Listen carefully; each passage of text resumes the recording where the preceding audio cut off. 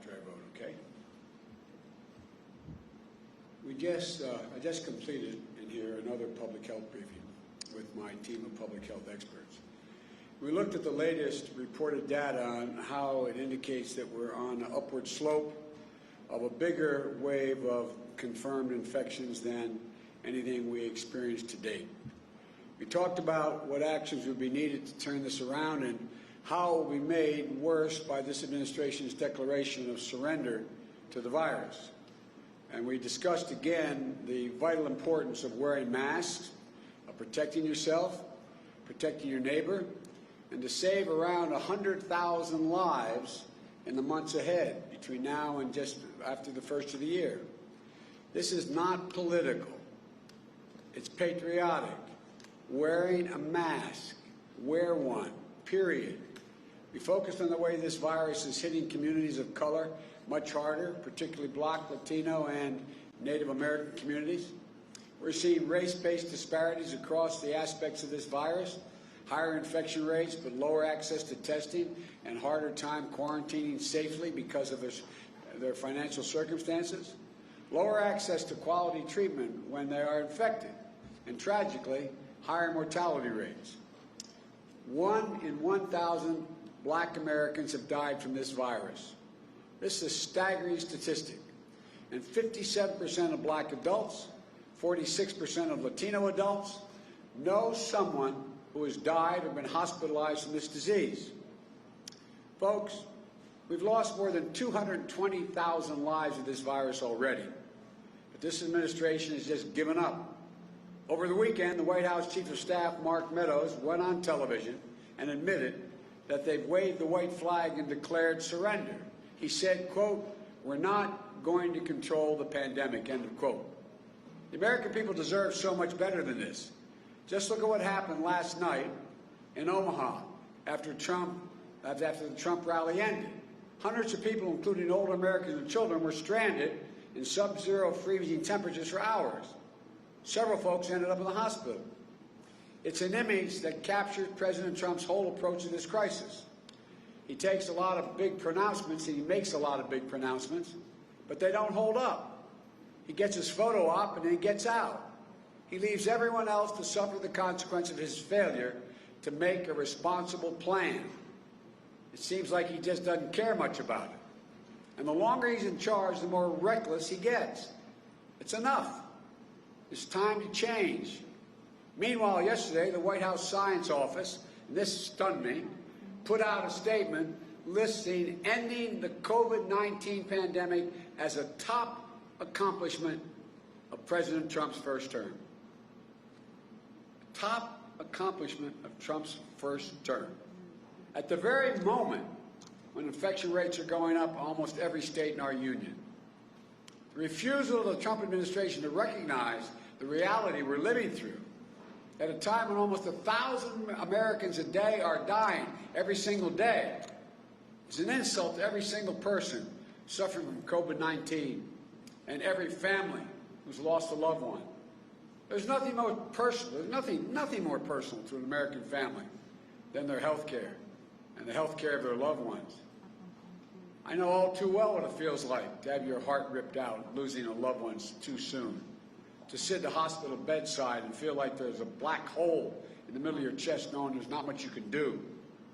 I and many of you know what it feels like to watch a beloved person lie there dying of cancer or some other disease without having to wonder about whether you're going to pay for the medical bills, or what would happen if, God forbid, the insurance companies were able to come in and say, you know, we're not going to cover the treatment.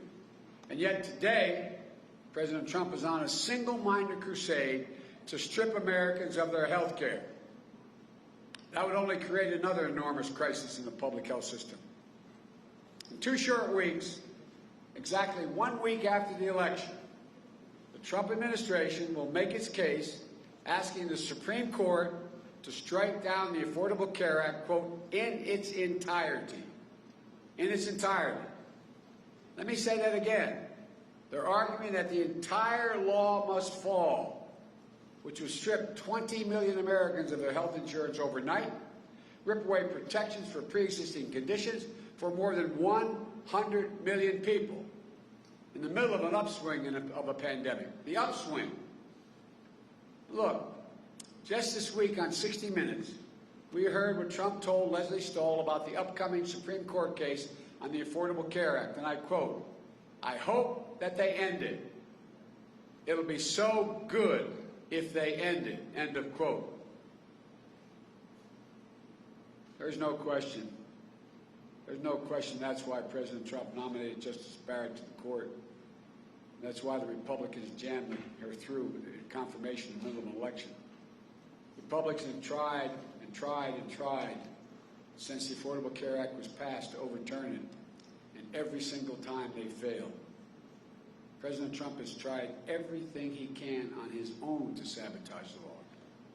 So now, through what I characterize as a craven abuse of political power, they've added to the court a justice who criticized Chief Justice Roberts' previous decision to uphold the Affordable Care Act in hopes that they can destroy the Affordable Care Act once and for all through the courts, no matter how many Americans they hurt in the process.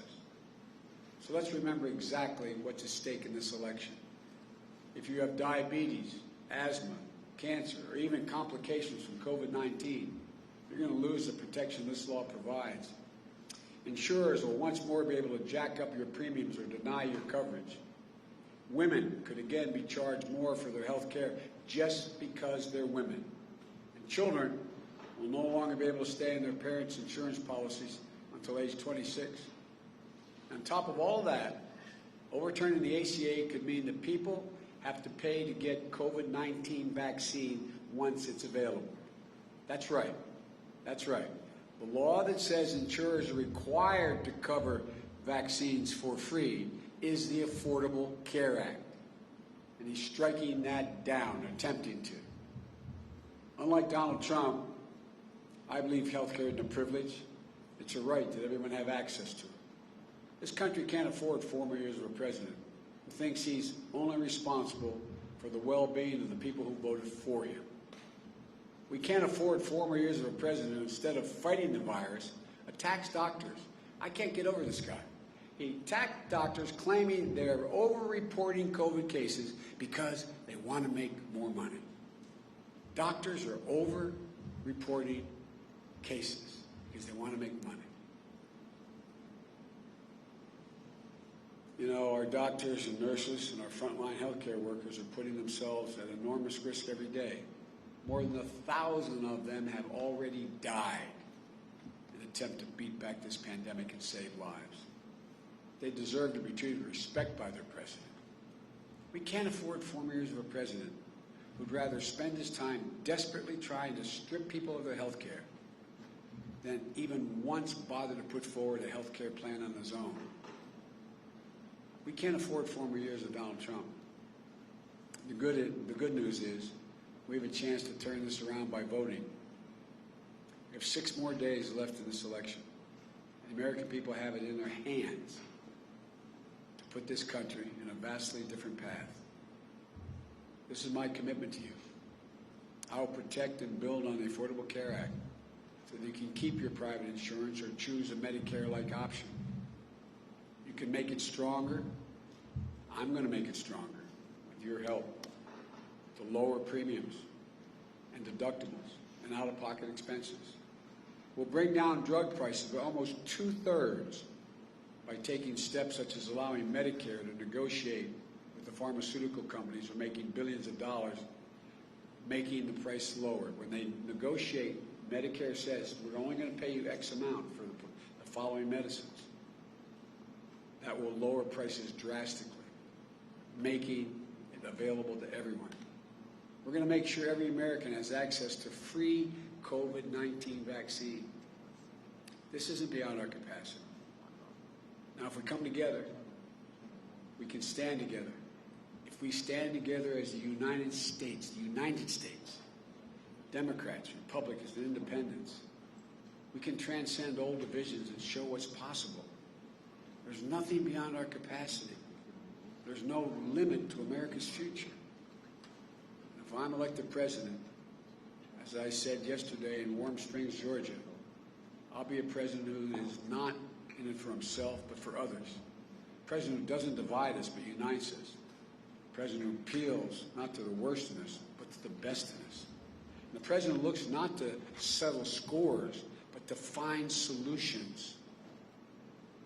The president guided not by wishful thinking, but by science, reason, and facts. Even if I win, it's going to take a lot of hard work to end this pandemic. I'm not running on the false promise of being able to end this pandemic by flipping a switch. But what I can promise you is this. We will start on day one doing the right things. We'll let science drive our decisions. We will deal honestly with the American people. And we'll never, ever, ever quit. That's how we'll shut down this virus, so we can get back to our lives a lot more quickly than the pace we're going at now. You know, I'm going to fight to protect your health care, I promise you, just like I fight for my own family.